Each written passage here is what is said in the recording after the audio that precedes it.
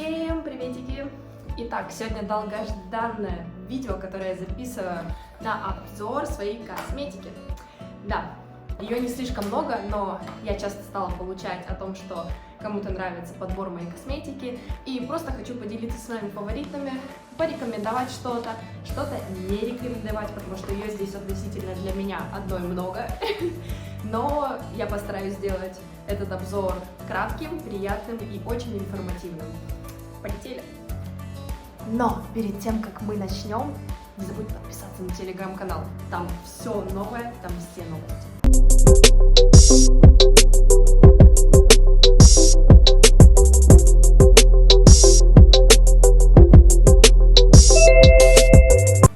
Наверное, я начну все-таки с базы.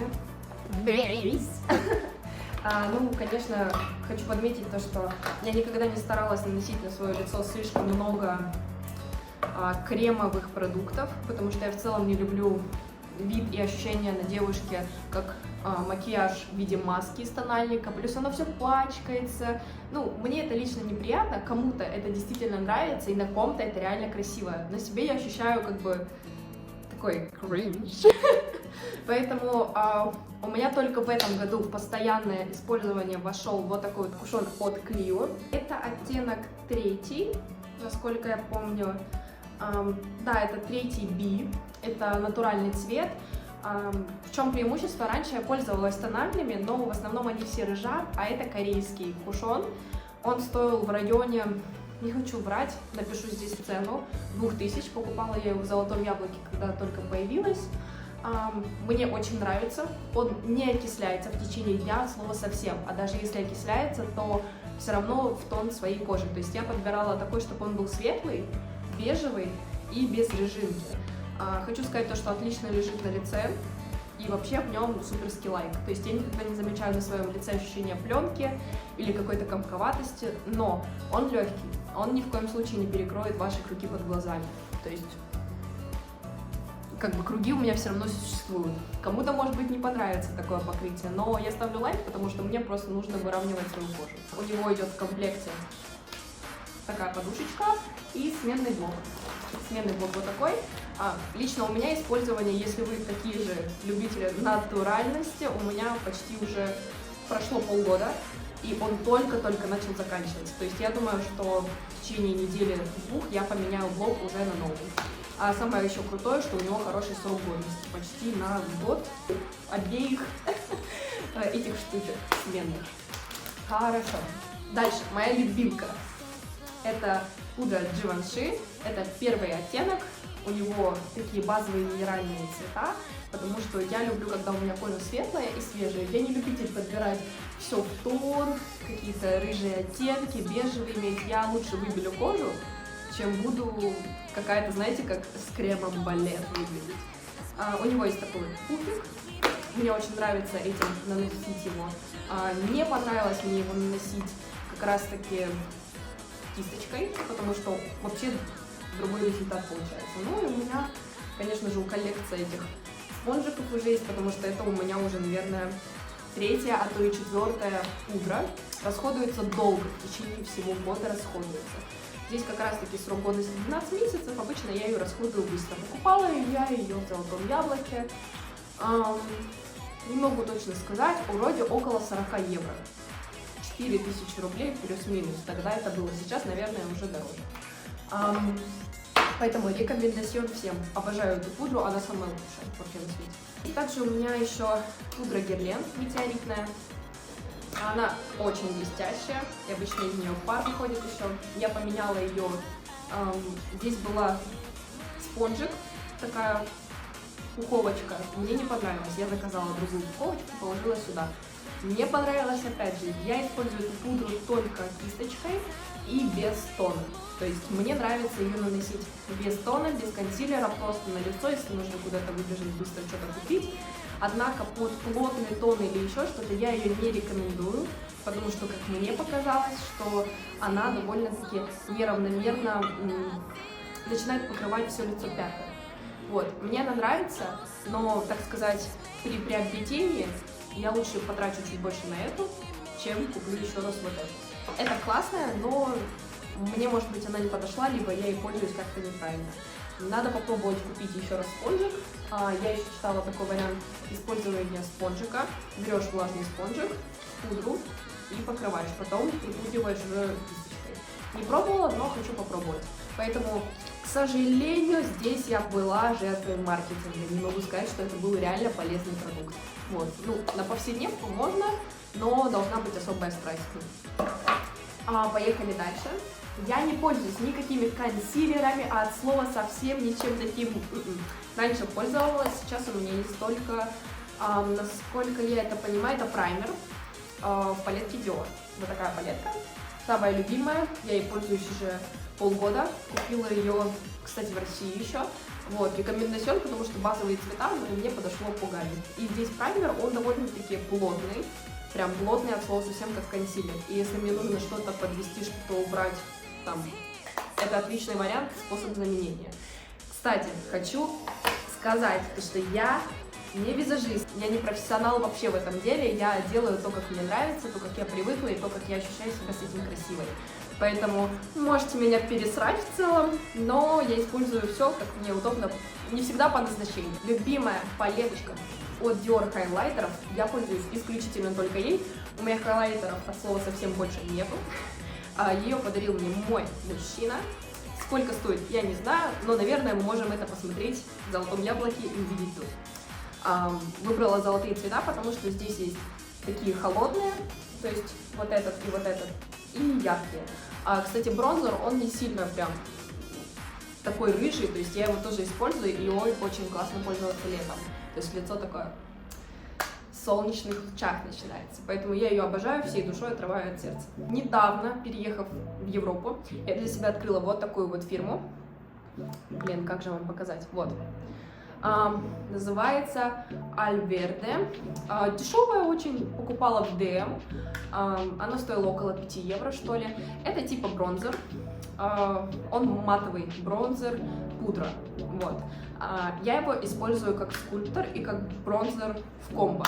В чем его плюс? У него нету никаких блестяшек, я не очень люблю. Я люблю, чтобы блестяшки были вот исключительно хайлайтер или тени. Я не люблю пудры с блестяшками, например, как Guerlain.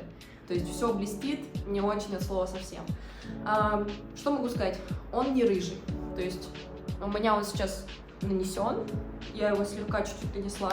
Насколько, ну, как мне кажется, он вообще не рыжий, поэтому очень классная штука.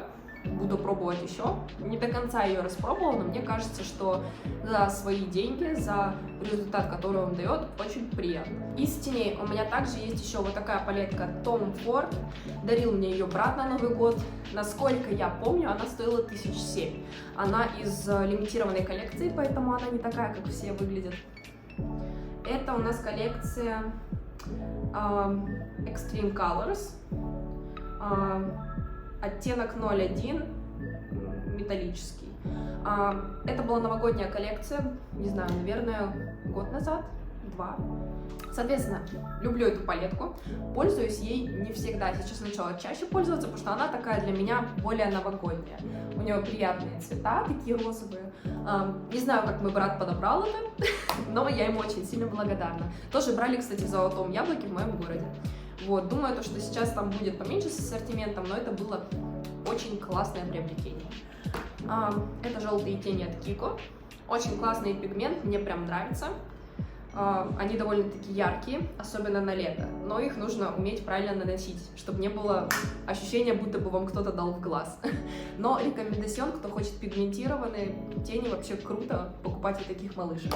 Мои любимые румяна. Dior Backstage. Кто бы что-то мне говорил, что они не пигментированные, у меня все пигментированное. И хочу, ну, как это вам сказать, подметить, что они не просто румяна, которые ты напахал, а это пробуждающие румяна. То есть они, ну, появляются через время. Не сразу они дают весь эффект. Поэтому с ними очень легко перестараться. Могу сказать, что со временем они немножечко, как сказать, притупляются в использовании, стирается верхний слой, становится такой, как начищенный из-за кисточки. Но это все легко очень решаемо, если просто протереть это ватным диском или еще чем-то. Любимый мой оттенок — это самые лучшие персиковые румяна, которые я видела ever. Когда у нас был дефицит косметики в «Золотом яблоке», я нашла вот такие вот румяна.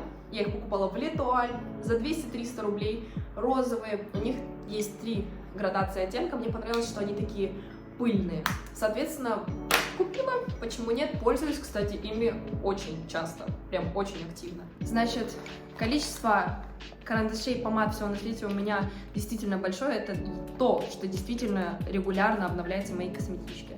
Вот мои продукты для глаз. Первое, конечно, моя любимая тушь, делюсь, отрываю от своего сердца, Kill Lash. Это от той же самой фирмы Кушона Clio. Она водостойкая, сразу предупреждаю, что водостойкая, она прям капец водостойкая. То есть, если вы планируете ее покупать, то вы должны знать, что без гидрофильного масла вам 500% не обойтись. Я в жизни им не пользовалась до покупки этой туши. Кстати, гидрофильное масло, которое мне понравилось, по-моему, от компании Art, здесь оставляю его, мне оно очень понравилось, оно очень классное и довольно-таки дешевое, зато хорошо справляется с вот этой вот малышкой. Держится весь день, я ходила в Париже с ней 4 дня не смывая. Идеально, просто вообще огонь, бомба. Люблю ее, коричневый цвет. И у нее очень классная кисточка. Вот такая. Затем я тот самый человек, который, будучи ребенком, как сказать, мои родители не сильно хорошо относились к тому, что я крашусь, и я старалась это всегда делать незаметно. К сожалению, на моих глазах черная тушь выглядит очень ярко. И я начала для себя экспериментировать с лайфхаками гелей для бровей. Я добавляла в прозрачный гель для бровей какую-нибудь тушь черную и красила этим глаза, чтобы они были просто повыразительнее. Но, как бы, время идет, а лайфхаки остаются такими же. Сейчас я также для глаз пользуюсь вот таким вот темным гелем для бровей вместо туши иногда, чтобы просто подчеркнуть. Он такой серый, потому что я не любитель черных тушей, но хочу сказать, что он очень стойкий. Это от бренда Catrice, поэтому рекомендацион прям максимальный. Кто не пробовал, можете попробовать. Странненько, но классненько. Гель для бровей я использую всегда, кстати, почти от Beauty Bomb. В Европе я еще не покупала никакие. Раньше пользовалась мылом для бровей, потому что у меня довольно-таки густые брови, которые нужно укладывать нормально. Но затем я начала делать на них масочки, всякие прикольчики, и все это прошло. Поэтому я люблю фиксаторы для бровей с широкой кисточкой. Я не люблю маленькую, не понимаю вообще, как можно ей что-либо зачесывать, поэтому самый базовый, 200 рублей, вообще огонь, супер круто, пушка. Карандаш для бровей, которым я почти не пользуюсь, очень-очень редко. Это просто называется Eyebrow Pencil. Он производством из Японии, покупала я его в Эмиратах, не помню где, не скажу честно. Вот такой вот малышка. Его совсем немножко. Я его покупала, по-моему, за $3. Продукта много. Редко пользуюсь, но в случае чего, например, летом у меня брови выгорают, вообще кул, классно, отлично. Дальше. Карандаш для бровей тоже от Clio, холодного оттенка, потому что я не люблю, когда глаза рыжие, то есть он максимально, он вот такой вот темно-коричневый и холодный. Это очень круто, очень классно. Рекомендацион стоил, по-моему, около 800 рублей. Дальше для глаз я купила недавно себе еще тени для век. Они вот такого темно-коричневого оттенка, и в чем их прикол? Ты их наносишь на глаза, они как помада будто бы. Только-только ты начинаешь тушевать, и они превращаются в реально такую пудренную консистенцию. Очень классно, я сегодня утром наносила, совсем чуть-чуть вот здесь вот.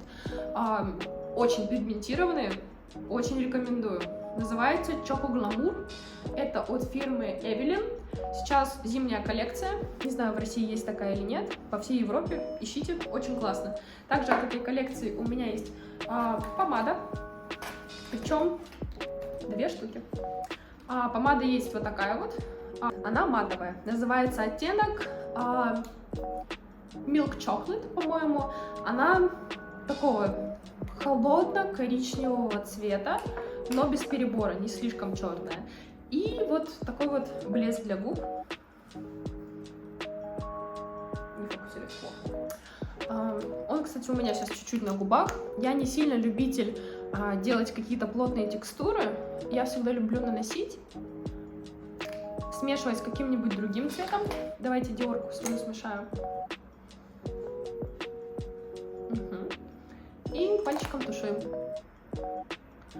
Я вообще фанат этого, поэтому я не сильно много всегда покупаю себе разных других цветов, потому что их все можно замиксовать, если иметь базовые. Ну а так у меня пол косметических помад.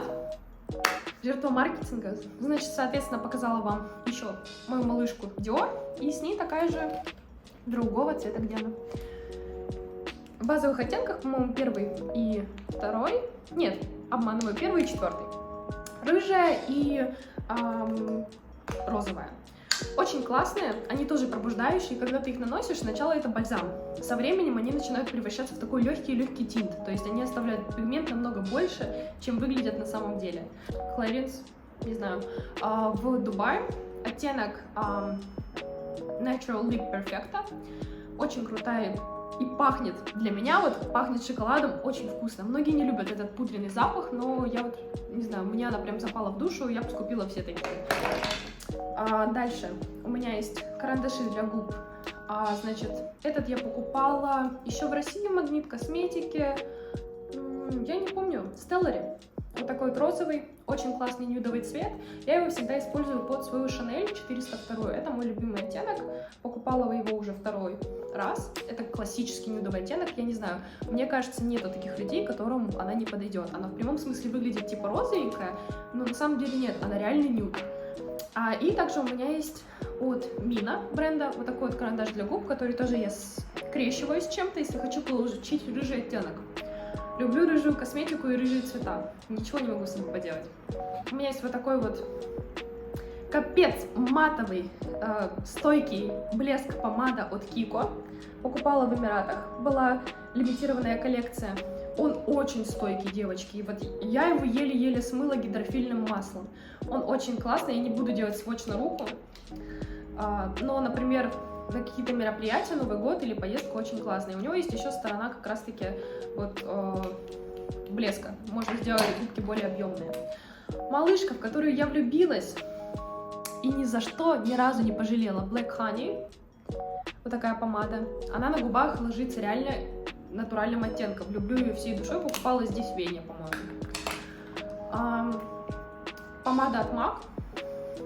Russian Red. Тоже любовь на все века. Купила ее еще, когда выступала на сцене по хореографии. Невероятная помада. Очень сильно люблю ее. И давайте пройдемся по моим таким помадкам. Значит, летом я купила себе, называется фирма Okifas. Я не могу нормально прочитать правильно. Это с SPF 15. Вот такой бальзам, потому что я очень сильно обгорала, и губы, естественно, болели. Дальше Kiko. Второй оттенок, блеск с блестками. Любитель, я вообще люблю его. Недавно я заказывала бренд Jisoo. Меня поправили еще в тот раз в комментариях. Jisoo вроде называется. Вот такой блеск. Это лимитированная коллекция с блестками. Волшебный. Вот я не знаю, из всех блесков, которые как масло, он самый любимый мой. Также еще в Грузии я покупала себе вот такие вот два блеска. Они оба пахнут медом. Обожаю запах меда, поэтому они мои фавориты. Этот наносится более такой, как, наверное, можно сравнить как Jisoo, но он прям масло, как будто выглядит, прям отливает на губах, то есть совсем не бальзам. Этот наносится как sleeping mask, то есть он прям плотный, но я его использую очень часто в холода, потому что губки прям защищенные и, не знаю, увлажненные остаются всегда. Это моя любимая сумочка от Colorants, очень красивая, удобная. Кисти. Кисточками я пользуюсь вообще абсолютно разными. У меня их не так уж много. У меня базовые для пудры, для румян, для скульптора, для бровей и для ресниц. Спасибо большое за просмотр. Ставьте лайки, подписывайтесь. Здесь не только про дизайн. С вами была я, Алина. Ну и всем пока-пока. Кстати, если вам интересны мои духи, моя бижутерия, напишите в комментариях.